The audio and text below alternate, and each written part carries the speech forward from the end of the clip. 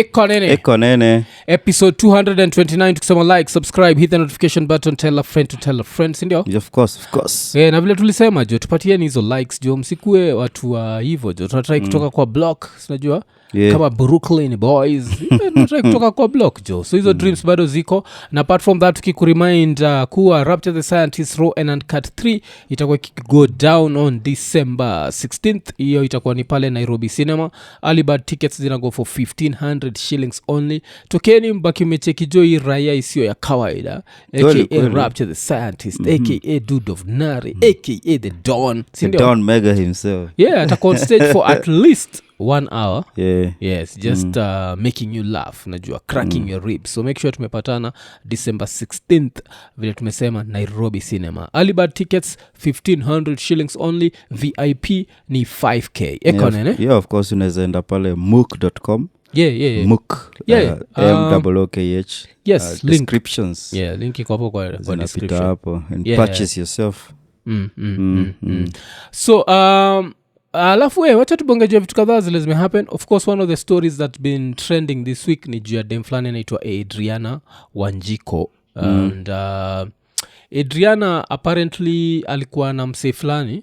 I think they went out for drinks and then she passed out. Alafu after pass out hiki msee kika end up kimemfanyia yani kikamnajisi, unajua, because there's no other way to put it, because hakuwa conscious. That means she could not have made any decision.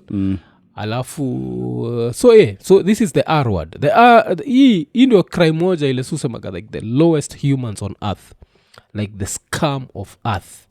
That's the one crime they commit, unajua. This crime is right there. This crime na murder ni the same, unajua hivyo, because it stays with the victim forever, for the rest. Yes, for the rest of their lives they'll have to walk around with this crime attached to them, sindio? They'll always remember this. So ikikimse, first of all, kishaji record kikimfanya hizi vitu. So apart from kucommit, because wacha try kusema ikimse kimecommit this crime and no one knows, it's still, you're still the scum wa earth, sindio? Yeah. And you don't belong in any society. Now you commit that crime and you still record yourself. And apart from recording, you share that video. Because in your mind una assume una shame dem. Sawa, umemshame.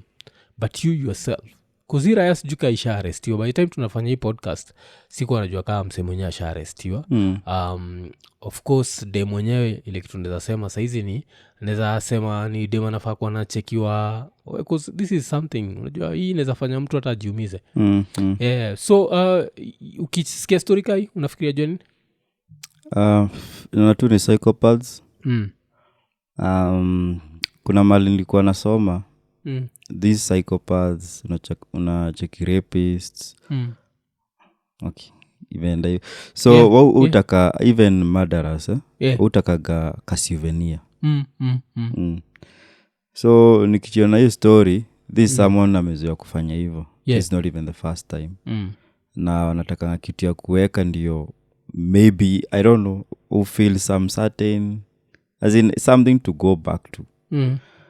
And you know, like in this day and age, sana you see hata mse when you share it, because most of them do not share. Yeah. Okuaga ni kitu ni investigation, maybe sometimes they get sloppy. And then they are wanakuwa figured out because they don't share out these things. I'm not saying it's okay to record anybody. Sahi even for dudes out there. Yeah. Unajua unaweza record mse and then eyes are closed, alafu I turn against you because you shared it. Yeah. Mimi nasema sema tu kama ndio ifako unaweza, but alifanya fala pia. Yeah, but he did something bad and then kunini pia ni fala. How do you just send it out? So Iraya sijuka kwa mind yake alikuwa nafikiria he's a conqueror or something, cause of course ilikuwa ni kubrag. Yeah. Ni kitu aliscore. Cause mimi nataka kujua Iraya ni nani.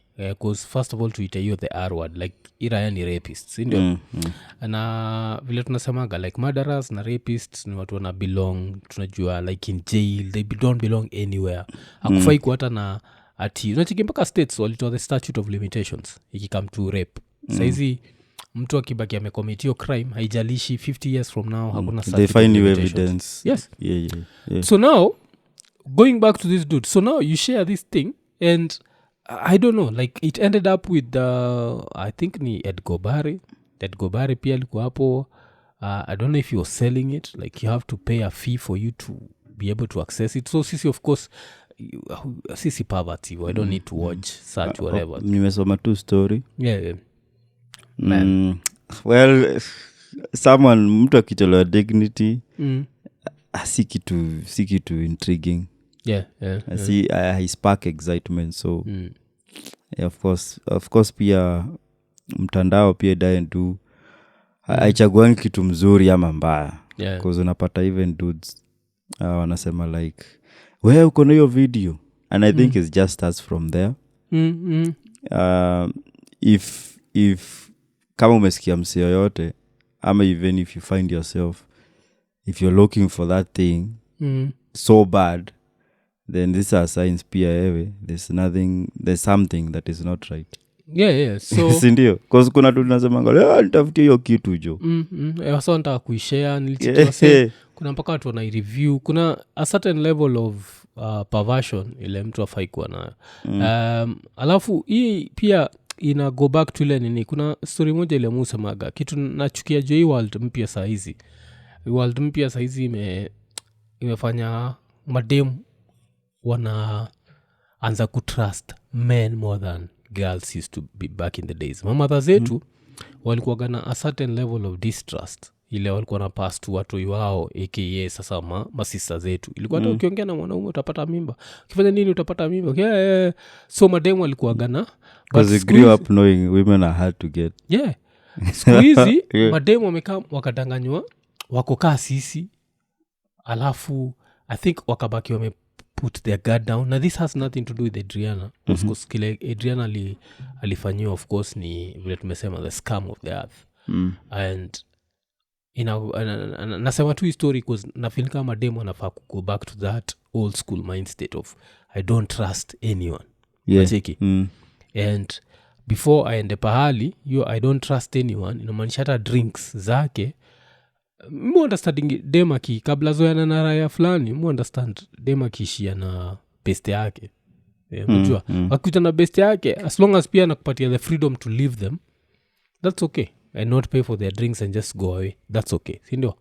But sasa kuna sema imefika hiyo level ile mademu wamekuwa so comfortable wakisema what a man can do, a woman can do, that wameanza put down their guard, and with that kuna kama vitu kama hizi. Na sisemi vile watu waseme na victim blame, nasema tu ile reality ya saa hizi that the scum of the earth still exists.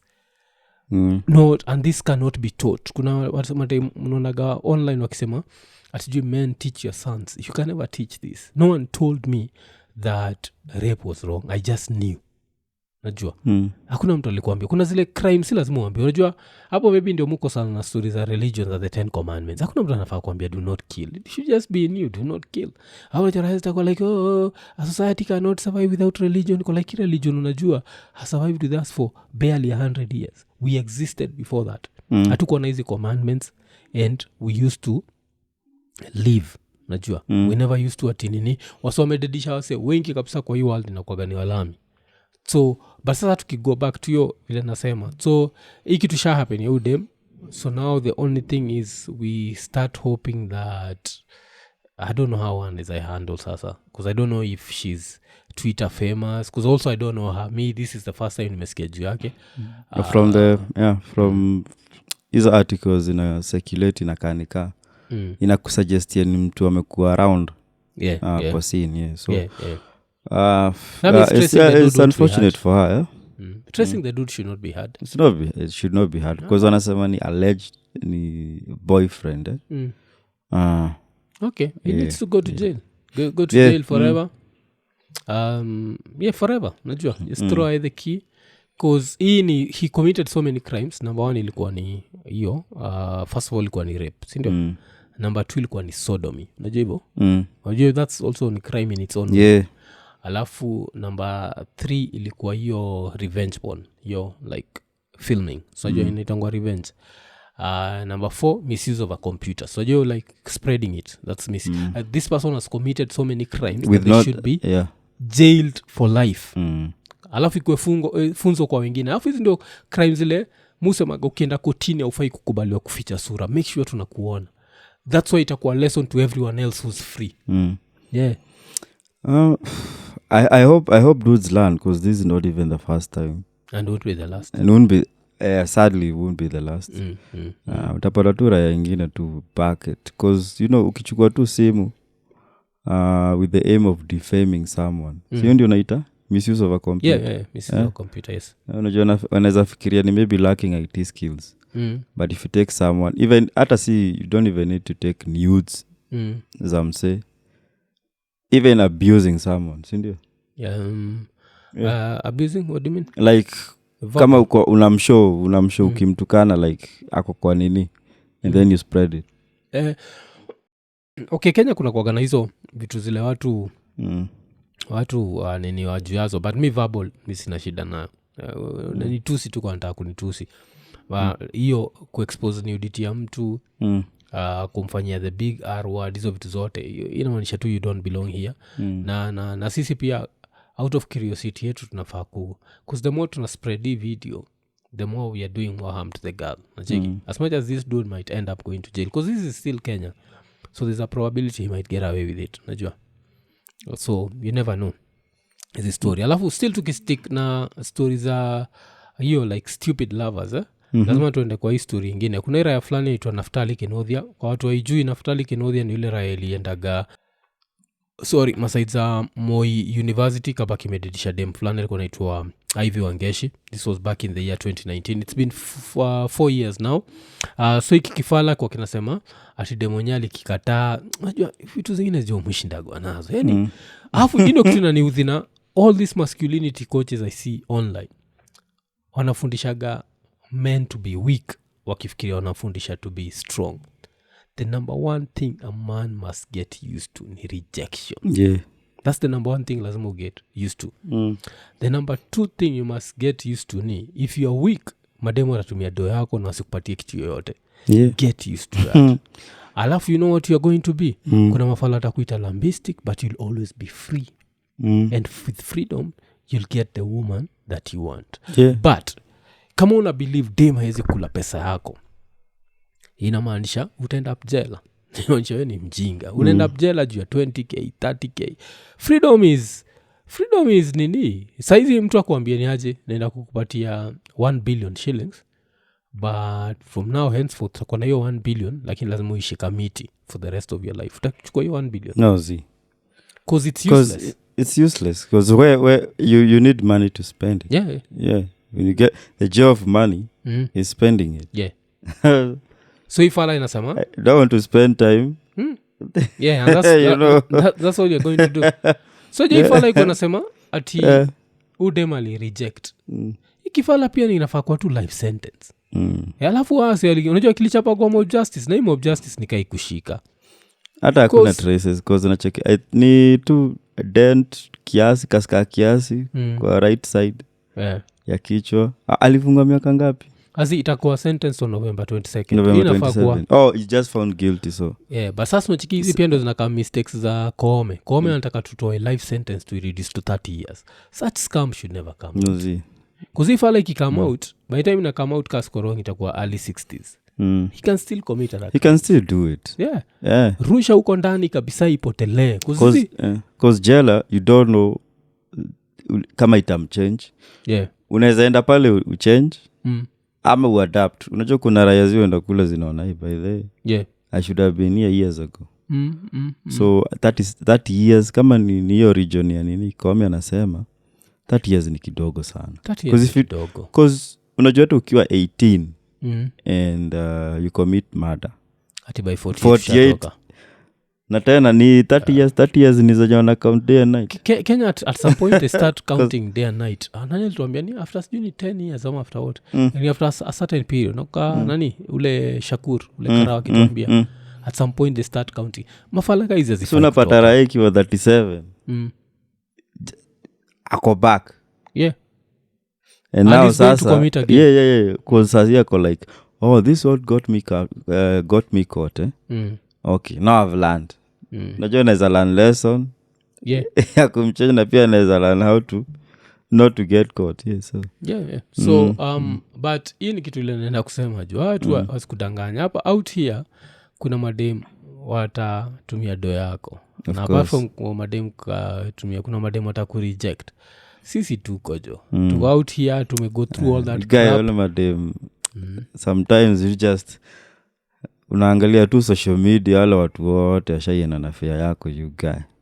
Unaona unaweza kuwa mbali sana but you're free. Those, you know, those sana if you're young dude between 18 and let's just say 18 and 27 we jua tu hakuna msee anakuchukulia serious. Madem achukuliangi hizo raya serious, unajua hiyo? Yeah. Na sana ukutumia yani kuangalia tu, kuspend tu time na wewe, but si kuseto na wewe. Alafu unajua kwa unaweza toka sijui wapi from like Uzuma sides, I think ilikuwa past Nairobi if I'm not wrong. This dude unaweza angalia where he drove from, this Naftali dude. If you can drive, it was Meru. Let's even say you start from Nakuru and you're driving to LD, and at no point between Nakuru and LD do you think, you know, it's time for me to turn and go back home. Najua alafu unajua ilitembea ilienda mpaka na axe. Najua so hii ndio kitu nakwambia, like this is ochekivulera yao tumeanga jina Kenothia ku disrespect weak dudes. This dude is actually called Naftali Kenothia, and this dude is the most Kenothia you'll ever see, because I've never hii life yangu yote ile nimekaa hapa on earth sijaipata dem iko worth more than freedom yangu. Sijaipata. Naweza taka commit na yeye, but hata Rihanna jo iko worth freedom yangu. Huyu ni freedom inside, na nina kitu kama hiyo happen gina watu wengi sana. Nishaipata na story ile raya yangu ile lendaga States kabaki imedidisha wife, saizi nadu itatoka jela earliest ni 2037 ama inatoka jela sijui whatever 2030. Hizi vitu happen, so na understand like there's always going to be weak men, because to me that's a weak dude. Ulona believe bila udem siwezi pata dem mwingine. If I know breaks you, you know no, sikupendi, sikutaki, nafanya umekubali kwenda jela, inamaanisha wewe ni bure kabisa. Ili drive from Meru ama but so hiyo kifala ni November 22nd. Wacha tungoje tucheki sentence. I won't be surprised hapa Kenya ifala inza kuwa sentence hata 5 years. Drove for 300 kilometers. From wapi to wapi? Kus 300 hiyo kani LD hiyo si hezi kuwa nini, hezi kuwa whatever. But kama umeshindwa kuipata, acha tuendelee kuza tuwezi nini. So tukitoka hapo acha tuangalie story nyingine. Kuna mother fulani yule amekuwa caught up na history ya Mavoko na tena Njiru. So mother yuko na 2 pieces of land. Na one piece of land ilikuwa ile Mavoko, ikasemekana inaoniwa na East African Portland Cement, yes. So that piece of land is gone. Then the other piece of land iko Njiru. So inaoniwa na the Kirima family. So hiyo ni ile inatangwa double trouble, na hii pia ni inatangwa like being unlucky, the devil just taking a multi bet. So nachikiaje hiyo? Ina ni kama alitumia the same broker. Inakaa ni hivyo, cause what the probability, unajua tena ukiwa na do ya haraka, useme ni pesa ni loan umechukua, there is inakuanga mse unapatanga haraka ya kutumia hiyo do to something good before iishe. And ile kitu creep up sana ni desperation. You know, you're desperate to invest, desperate to success. So probability una find, you know, na sana in land, when it comes to land, place ujazoea. Tuseme wewe if you're buying land Nairobi, utatafuta mse mwenye anajua, you know, places poa za Nairobi. So I think she just encountered mse mwenye, you know, hakuwa na the goodwill. Akajua tu mwenye anajua na this whatever scammers.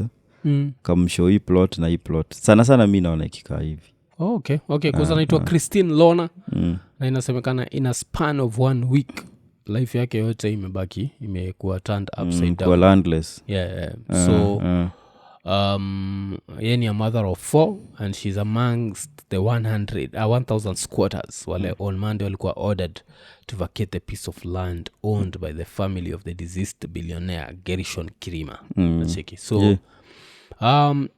vile musamaga jo usamaga you can never go wrong with real estate until you come to Kenya. You can go really wrong. So hapo tunaweza sema tu pole because I don't know what to say because these things you never know. You never know because zile vitu zinakupata tu kiwa innocent yani. So alafu tukitoka hapo to go back to another story ni dark kiasi na ni story na umsanitwa Eric Maigo si ndio? Sunakunga Maigo? Maigo alikuwa ule mse alikuwa like the finance director wa Nairobi Hospital. So alishinda akisema acting. So ule dem alimdedisha alikuwa na accuse ya kumdedisha ameplead guilty so ameplead guilty so fast that amepatiwa time afikirie because ameplead guilty but hii story ndizeni kwa wasejo kuna vile nimekuwa na homa ingine mbaya so nashinda nikisikia ni kama throat inani itch inaitwa irritating cough so umse Eric Maigo kuna vile end up nikila na few things about him now that he's passed away. I talked to someone who watches Ikonini who was a close friend of his no msa aniambia they even spoke like they'd spoken a few days before adedishwe so hata vile alidedishwa alipigiwa simu na msana mwambia buda jo umesikia kile imefanyikia Eric haiko nini hiyo because you never think such things can happen to a close friend Mamaleo Eric amededishwa nini so I was asking the dude and he was saying that the Eric that he knew was not the sort of person to pick up strangers kwa barabara vile kwenda semekana alipikiwa kwa barabara so that was one thing. Another thing was this dude was going up so fast in that corporate ladder that truth based yake kwa nasema like if this was in a different country he'd want people to look at like who benefits the most from umse kutoka kwa hii equation najua but kitu pia alifanya nika find interesting ni umse alikuwa like ni rap fan big sana so he used to be a big rap fan and he was also a producer so alikuwa like in his part time ile akishatoka hosi time amechill tu alikuwa anatengeneza kama beats okay. But he was like he had money but that was his passion project. He might have encountered Ikonini. Alafu pia probabilities are high so like another thing ilifanya nika feel guilty niko naambia say like during his days alikuwa anapenda sana ile show yangu ilikuwa inaitwa The Joint back in the days but tukifanya historia yake tuliangalia from ile perspective ya was he a pedo so tukakam kudiscover who dem alikuwa over 18 and then apart from that the fact semekana dem mwenyewe ame plead guilty so nataka kujua ama nilikuwa ni dem maybe alikuwa anasaidia kuosha hao kuzaje hii story ya kuosha hao pia sisi we just encourage strangers to come into houses. We encourage help so bad without background like, kuna hizo background checks sana like tunaangalianga like wetu mse unajua ukienda upate kadem kafibo tuseme tu hakako that built yani haezi inua vitu mob you go for the ule mse akona juu nilisikia perfect example kuna dem alikuwa anasema na ni kwa hosi Sunday fulani nimepeleka wife so there's a clerk there alikuwa anasema no she was a nurse alikuwa anasema mimi wa Kikuyu nimeshindwa kuwa nini tena kuajiri kama health helps afadhali wale wa huku Western wenye na ni cheap labor unaona so una encourage mse mse mwenye atafanya donkey work na mwenye use cause alikuwa anasema like unajua nataka mwenye anajua shida. Yeah. Cause iko na complain huyu ati ni saa 4 tinawasha kula lunch. Wako na mtoi. Afadhali wale unajua wenye wanajua wamezoea 1 meal a day, sijui whatever. So in the spirit of that unapata msee anaendea tu just cheap labor na you don't know msee. Yeah, cause history ya like strangers in your house of course ni kitu pia mimi nishaifanyaga ile like saa zingine time kuna time wife alikuwa ametravel ameenda nini alafu cause mimi nakuwa very bad na hizi household chores. I'm always honest about that. So I remember just going and talking to someone and then they had to call someone to kuja kunisaidia. Afu nakuja pale wamenioshea vitu but naweza ona nini nachukua sufuria hivi naweza ona zile sembe zilikuwa hapo. So it was not even a good job. But all this time alikuwa na doors ama ni wale Asizi, anaitwa day bags. Sijai kuwa na mtu wa kulala kwa hao. Hizi sitakagizo. Strangers in the house na ilikuwa tu hiyo tu daytime. But if they are going to your kitchen, that means they are washing knives. They are washing. If they have some funny condition, they can steal. Nacheki. Or even they have ile story ya udema naitwa nani? Ecstatic, intrusive thoughts. They have intrusive thoughts. They can still just end up, unajua, like getting rid of you hivyo. So kuna hizi kuosha everything. Yeah. But sasa hii story ya Eric Maigo, I hope it go past to them because yes, she's pled guilty, so fast. But what was the motive? Because there has to be a motive, like Ali mdedisha jua nini. We need to find out that. Was it just personal? Yeah. Was it temporary insanity? Ama was it something professional? Was it associated with a job? Alafu maybe akaido the wrong time, najua. So yeah, but rest in peace kwa msee mwenyewe. Alafu ni interesting to find out he was like a hip hop head. Man. That's the most interesting like genre of music because vile waga ime connect different people at different levels. Hata imenikumbusha kuna interview ya Jay-Z, bado sijaikalia but imekuwa ikiran masaiza US. I think Jay-Z alikaa chini na Gayle King and Jay-Z was asked what's your advice if someone was offered $500,000 to either sit with you ama have dinner with you ama should they take the $500,000? Yeah, akasema it would be stupid, just take the $500,000. Can be like anything I can ever tell you, I've already said it on the songs. Siole raeli jichocha. Guys, I give you like $1 million worth of game with for like $11. Yeah, just buy the album. Yeah. So his discography, I think his whole discography plus which was a state property, I think let's put it at maybe 15 albums. 15 times $15, that's $225. You still have your $499. You know, $499, $775. Yes. Ati ni dongapi? Nini? Kana sema?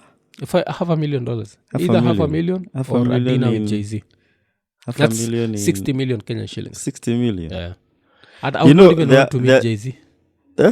For 60 million shillings, I don't even want to meet Jay-Z. Because Kenya, it's not even 60 million right now.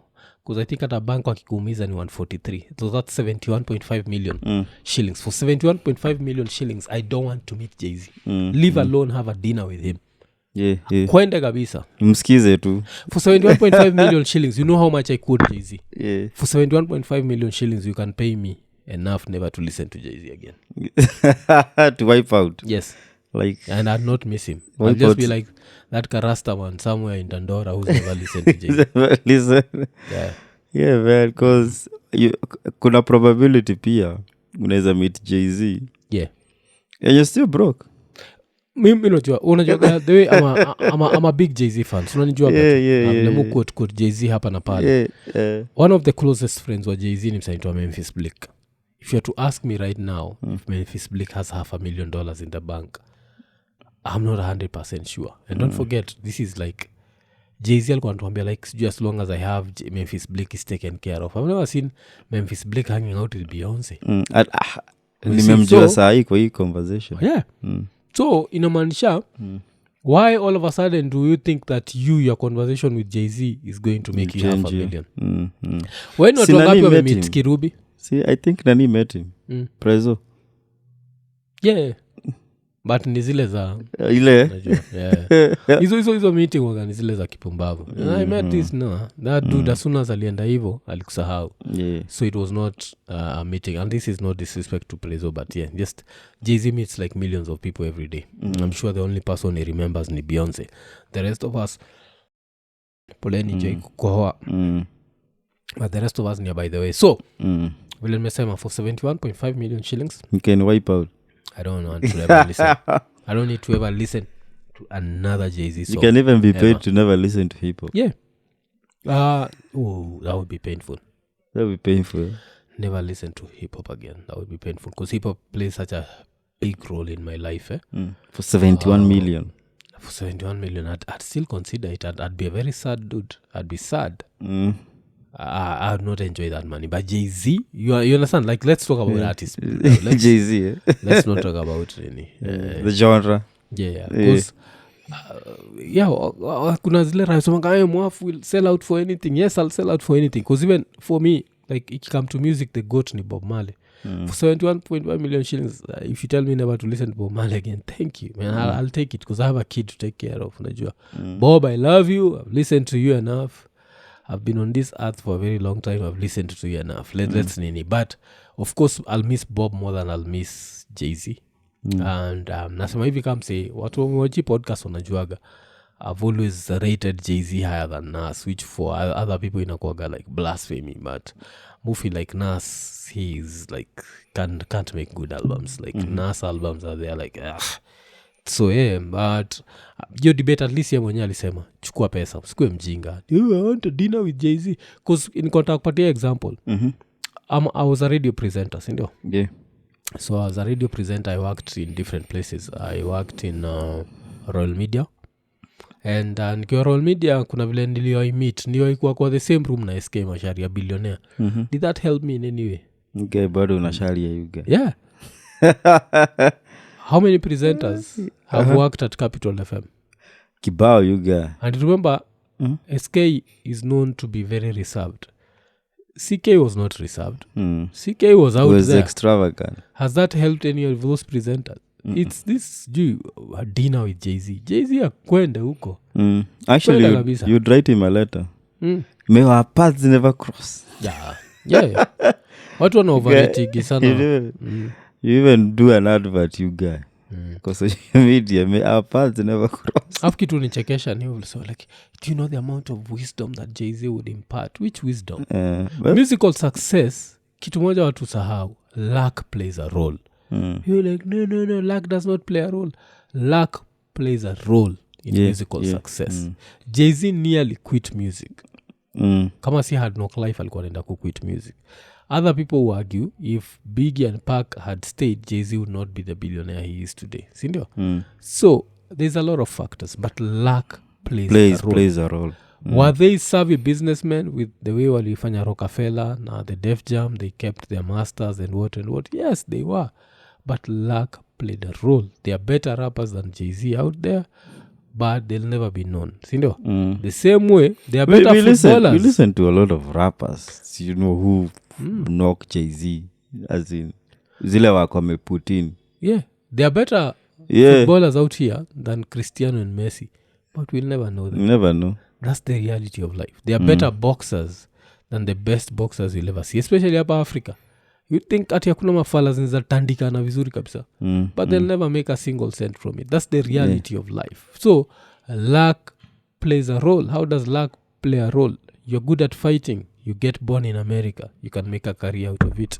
You're good at fighting, get born in Africa, most probably you'll never even discover you're good at fighting. Acheki. So where you're born, whatever, so I don't need a meeting with Jay-Z, I don't need a dinner with Jay-Z. If you give me $500,000, which is 71.5 million Kenyan shillings, and you told me never listen to Jay-Z again, I'll be like, thank you. Do you want me to add Beyonce there? What about Kanye West? What about the whole Rock Nation roster? Like, oh, thank you. Yes. And like bonus. Yes. Yeah, watu wasi overrate Jay-Z hapa kwendeni huko. Okay. So tukitoka hapo sasa turudi back to Kenya. Na ikikam to stories za Kenya ni Kawera Mwangaza alikuwa impeached for the second time. This time watu wanasema she won't survive.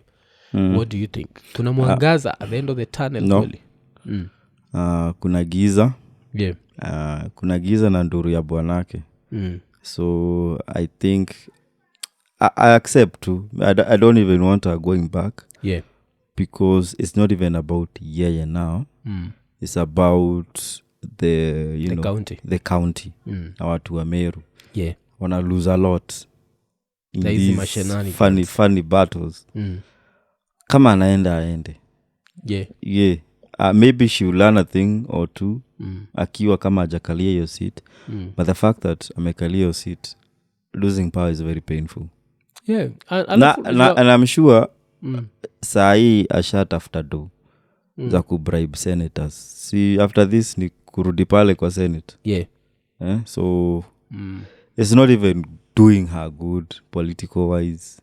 Yeah. Na sana as vile nimesema, it's the Meru wale watu wa county ya Meru. But she messed herself up. Yeah, she messed herself up. Let's be realistic. There's no way you become a governor and then immediately start unaanza kufanya vitu za ajabu. Unanga in less than 2 months people wanted to impeach her. Less than. Nakumbuka. She's been able to survive a whole year. And in this whole year I don't know what she did because she never won even one single MCA. She was voted out unanimously. Nacheki. Kuna watu wameitana into a gender thing akina Shiko Kihika ama ni Susan Kihika. They turned it into mabeshte wake. Yes. Susan Kihika nimecheki ame bring up that today mwingine aitwa nani?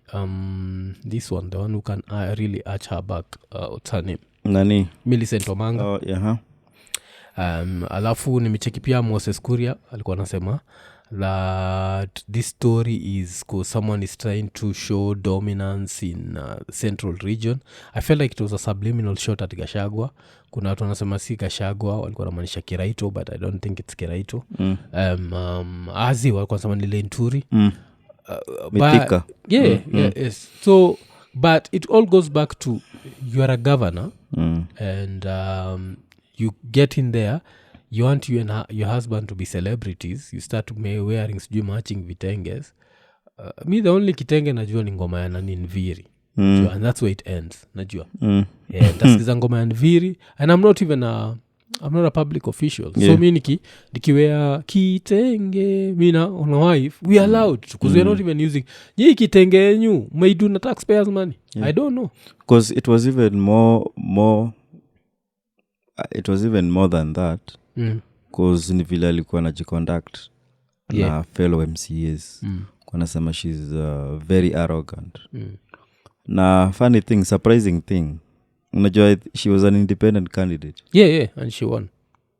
That's alikuwa amewin the hearts of the people. Yeah. Without even a party. So I don't know how she did it because kuna vile alikuwa nasemekana ameinua jamii sana. Uko whatever she used to do uko. So but maybe kuna watu maybe wanaweza taka they can help but they don't want to listen to anybody. Yeah. So I think that's what's eating her.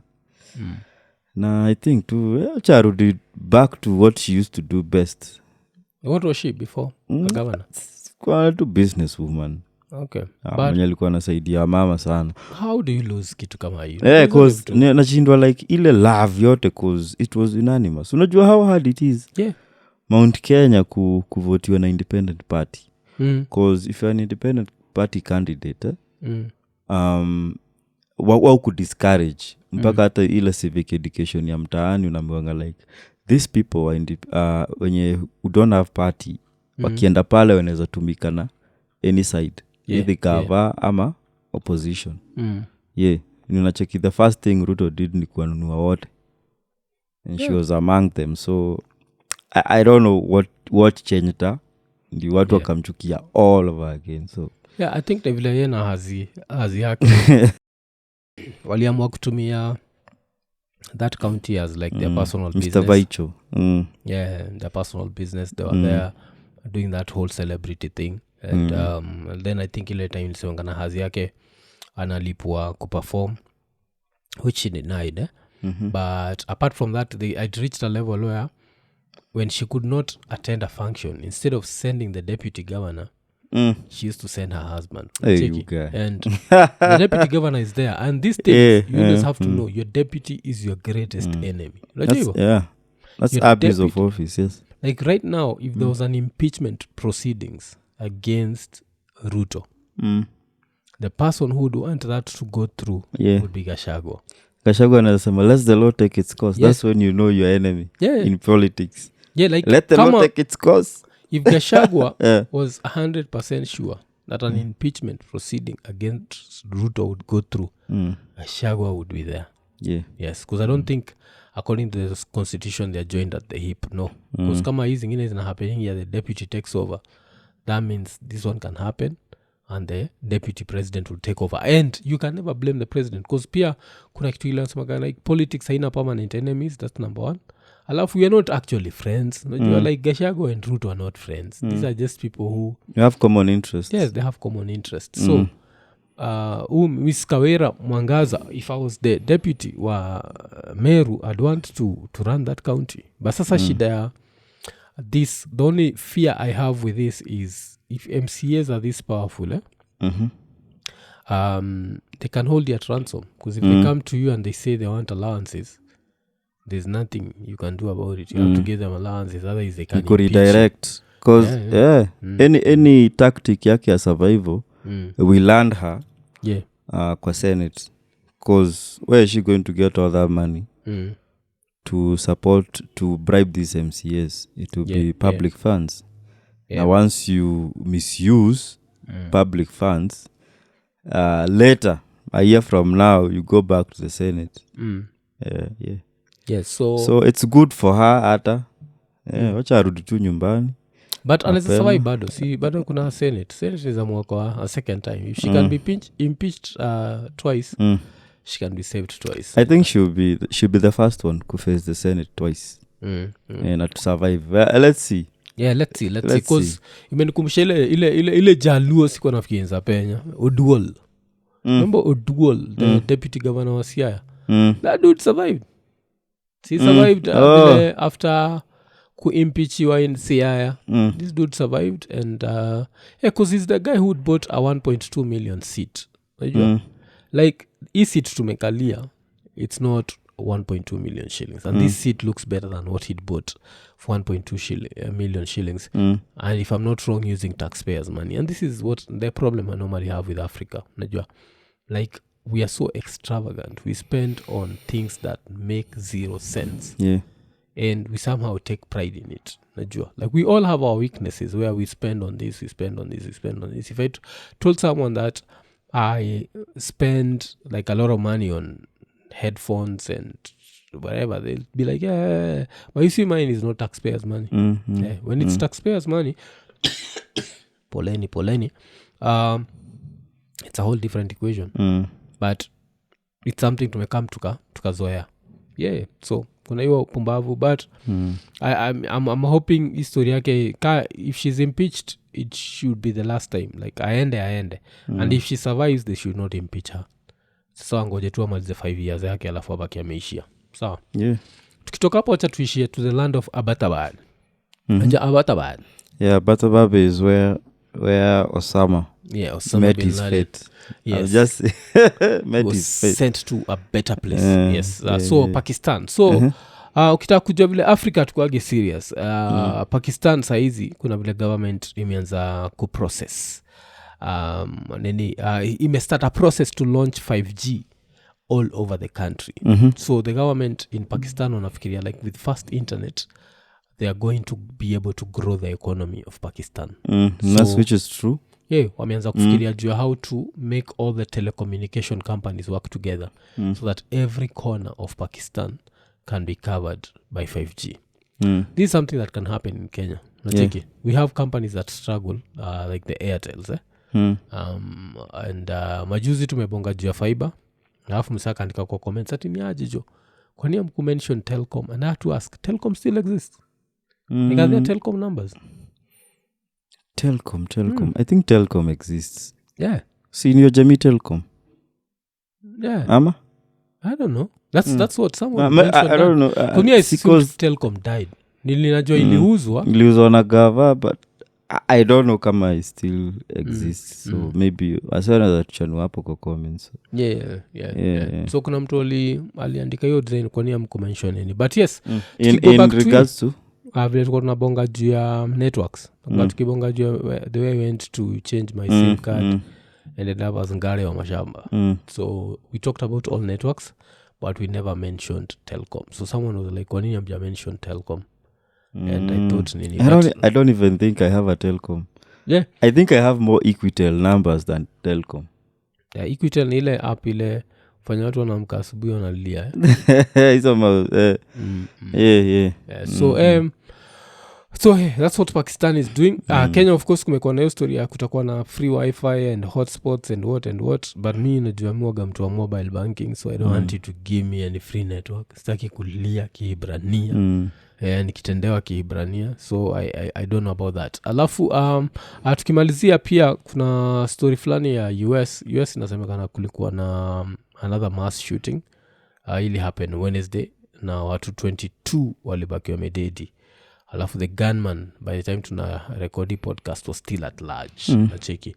And history ya US ya gun violence ni story interesting sana because it's never going to end. Because kuna walami wana believe that kuna a race war that's coming. Unajua hivyo? So hawako ready to give up guns zao. Wanasema the Second Amendment, we got the constitutional right to bear arms, to flare arms whenever we fear harm. Unajua? So so this will always happen. The NRA,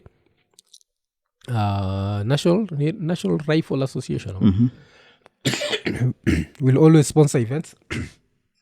After sponsor these events, the wakizi lobby, this congressmen and the whatever, they are paid money for their campaign so that they can get re-elected, and they'll always vote for the Second Amendment. The Second Amendment, when you think about it, you have the right to bear arms. Ilikuwa so that if the government turns and dictatorial and the people can take revolt. back power. You know? But now, shida ni, the US military is so advanced that there is no way. If the US military decided to commit war crimes, there is no way inaweza kuwa stopped. That's how they advanced to come to weapons. So this story kusaje ilitokea gazile siku za kagan kamoja ulikuwa naenda unaka chapani afu na shoot baba. Alafu so it made sense, but right now makes zero sense. Kuna drones, kuna what. So but hiyo ndio kitu US wame nini, but sasa lazima nikuulize ogopa unsaishia states alafu kakunukie. Try to imagine you've landed alafu usiku kuna mass shooting. The first thing after some minutes before I started shooting this ndio nilikuwa nilikakam across that article and in my mind was there like I hope there was no Kenyan, as in no disrespect to the lives lost. Yeah It's unfortunate, but nilijaribu kuona mseme you know win green card to go to a better place and eventually go to a much better place. Nikuona like this 22 na maybe this is actually 22 naona hiyo those are low numbers. Because kuna unasikianga 40 60 sometimes ulikuwa unaona ni like in 2 months there are like 100 people dead. Nilikuwa naona like by the way we've been lucky because just zimekuwa mob sana. If not that ni kids. Because it might not be you, because I actually may rethink because sana unapata those schools ni messed up and you can't choose, you know. Job unaweza sema you'll be working from home, but ni hard sana usikiati watoi wako that schooling from home. So you have to send your kids to out there. Na we all know parenting ya alami inakuanga messed up. Ilikuwa ina bowling mall, so kuna the school mass shootings kuna hizo, si ndio? But apart from hizo kuna kuna like last year I think watu wa black walishutiwa kwa supermarket. So it can happen anywhere. Kulikuwa na ile I think kuna at some point in Orlando, if I'm not wrong, hata kulikuwa na shooting kwa bar, ilikuwa like a gay bar, unajua. Nini kulikuwa na nani ile, kulikuwa na rapa fulani kwa naitwa nani, kwa naitwa Idea. Idea used to say what, when was it go to a gay community and open up a cock bar? What the hell did he, there's something he used to say. He used to play around with words hapo. But inakuonyesha this thing can happen anywhere. It's not just ati watoia wanini, kusata saizi kuna ule fala fulani I think anaitwa Alex Jones, the one who was fined 1 billion shillings cause when kulikuwa na mass shooting in an elementary school, very young kids were killed. Police kunaitwa Sandy Hook. This guy used to go on air every day to say that Sandy Hook didn't happen. So Joile he came up with this conspiracy theory that was just something started by Democrats and liberals to fight the Second Amendment. And people used to believe him. So now he was found guilty.